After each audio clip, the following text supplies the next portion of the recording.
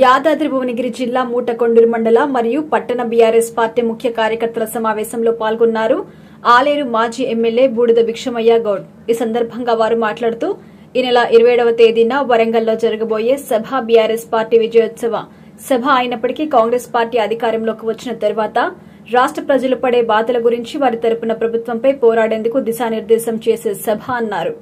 అంతేకాకుండా కాంగ్రెస్ పార్టీ ఎన్నికల ముందు ప్రజలకు ఇచ్చిన 6 గ్యారంటీలు 420 హామీలలో ఒక్కటి కూడా నెరవేర్చలేదు అన్నారు. అమలు చేసిన ఫ్రీ బస్ పథకంతో మహిళలు ప్రయాణించే బస్సులోనే గొడవలు పడుతున్న పరిస్థితి అన్నారు. ప్రస్తుతం ఉన్న యువతకు తెలంగాణ రాష్ట్రం ఎలా ఏర్పడిందో తెలియదు.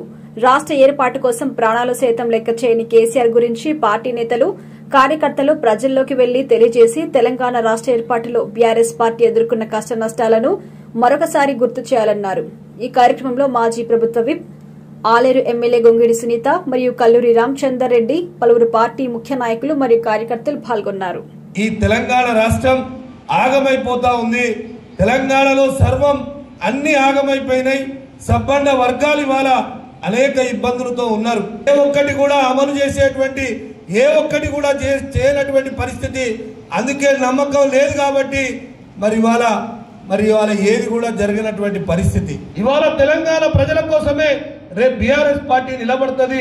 మీ కష్టాలలో భాగస్వామిగా ఉండి ఈ దుర్మార్గమైనటువంటి ప్రభుత్వాన్ని ముక్కు పిండి ఇస్తా అన్నటువంటి హామీలు ఎందుకు ఇయ్యవు అని అడగడానికి, అదేవిధంగా అదే విషయాన్ని ప్రజలకు చెప్పడానికి మరి ఇవాళ రేపు ఎల్కతుర్తిలో హన్మకొండ దగ్గర మీటింగ్ ఏర్పాటు చేయబోతా ఉన్నారు. కాబట్టి మనమందరం ఆ సభ ఒక ప్రతిష్టాత్మకమైన సభ.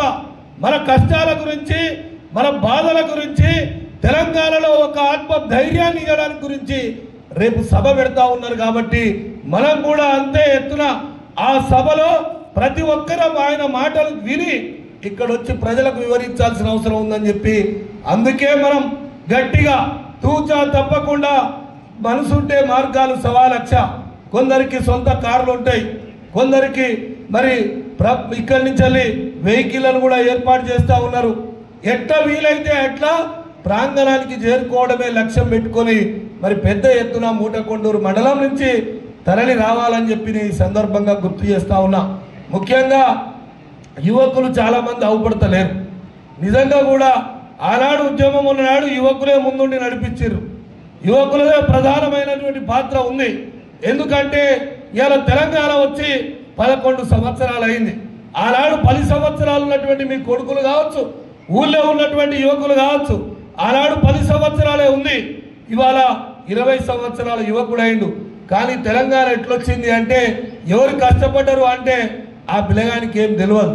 ఎందుకంటే ఆయన గుర్తే లేదు. ఆనాడు తెలంగాణ కోసం చావు నోట్లో తలబెట్టి తెలంగాణ రాష్ట్రం సాధించినటువంటి కేసీఆర్ గారి త్యాగం ఆ పిల్లగానికి తెలియదు. కాబట్టి ప్రతి గ్రామంలో మీరే కథానాయకులు కావాలి. ఎందుకంటే తెలంగాణ ఎట్లా తెచ్చిండు, ఎంత కష్టపడ్డది.